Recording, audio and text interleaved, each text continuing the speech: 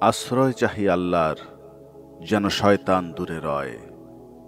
শুরু করিলাম আল্লাহর নামে, দয়ালু করুণাময়। প্রশংসা সব আল্লাহর, যিনি সারা জাহানের রব, দয়ালু মহানুভব, যিনি বিচার দিনের সব।